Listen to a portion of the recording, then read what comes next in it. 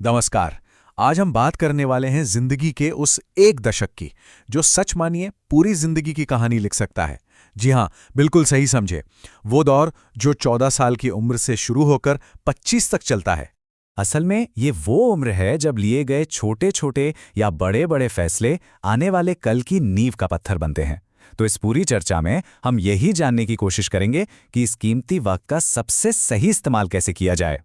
बस 1 मिनट के लिए इस सवाल के बारे में सोचिए। क्या हो अगर सिर्फ ये 10-11 साल ही तय कर दें कि आने वाली जिंदगी में खुशी मिलेगी या फिर अफसोस। बस यही यही है इस उम्र की असली अहमियत। तो देखिए, यहाँ पर ना दो रास्ते बिल्कुल साफ साफ नजर आते हैं। एक रास्ता है पछतावे का, जहाँ लोग बाद में सोचते रह जाते हैं, ना अपना घर बना पाए, ना पैसे कमा पाए, बस अधूरी ख्वाहिशें। और फिर है दूसरा रास्ता, एक पर्पसफुल लाइफ का, जहाँ फाइनेंशियल फ्रीडम है, खुशियाँ हैं और ढेर सारे एक्सपीरियंसेस हैं। और मज़े की बात यह है कि कौन किस रास्ते पर जाएगा, इसका फैसला आज के चॉइसेस से ही होता है। चलिए तो फिर सबसे पहले और सबसे ज़रूरी सिद्धांत पर आते हैं। वो है अपना रास्ता खुद बनाना। इसका सीधा सा मतलब है कि जो सब लोग कर रहे हैं वो आंख बंद करके नहीं करना है। ज़रूरी नहीं कि वो हर किसी के लिए सही हो। ये एक लाइन पूरी कहानी बयां कर देती है ना भाई। जब मंजिल किसी की अपनी है, उस पर चलना भी उसी को है, और जब पहुंचने पर जो मिलेगा वो भी उसी का होगा, तो फिर रास्ता कोई और क्यों बताए। इस सफ़र में हज़ारों लोग मिलेंगे जो सलाह देंगे, लेकिन शायद गिने चुने ही होंगे जो साथ देंगे। इसका मतलब ये बिल्कुल नहीं है कि किसी की सलाह को अनसुना कर दिया जाए। सबकी सुननी चाहिए, सबसे सीखना चाहिए, लेकिन दिन के आखिर में करना वही चाहिए जो अपना दिल कहता है।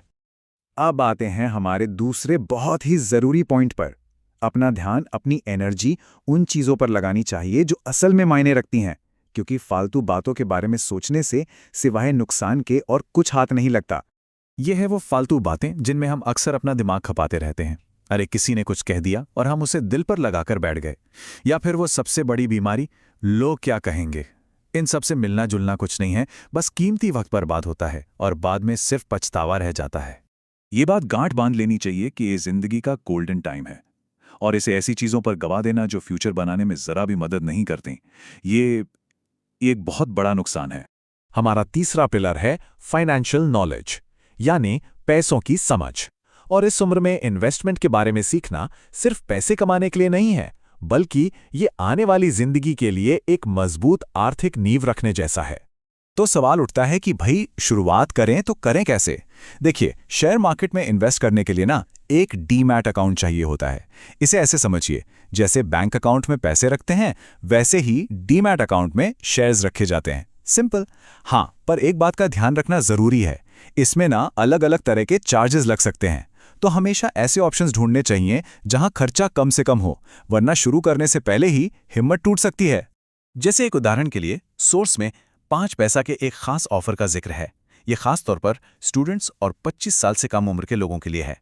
इसमें न तो अकाउंट खोलने का कोई चार्ज है, न कोई मेंटेनेंस फीस, और ब्रोकरेज भी जीरो है, मतलब शेयर खरीदने बेचने पर कोई फीस नहीं। यह सिर्फ एक उदाहरण है, ये समझाने के लिए कि मार्केट में कम लागत वाले विकल्प भी मौजूद हैं। और अब आते हैं हमारी आखिरी और शायद सबसे चैलेंजिंग सलाह पर, और वो है रिस्क लेना। कभी कभी ना हद से ज्यादा सेफ खेलना ही जिंदगी का सबसे बड़ा रिस्क बन जाता है। इस उम्र में रिस्क इसलिए लिया जा सकता है क्योंकि जिम्मेदारियां कम होती हैं। आगे चलकर जब परिवार की जिम्मेदारियां बढ़ जाती हैं तो रिस्क लेने के ख्याल से भी डर लगने लगता है।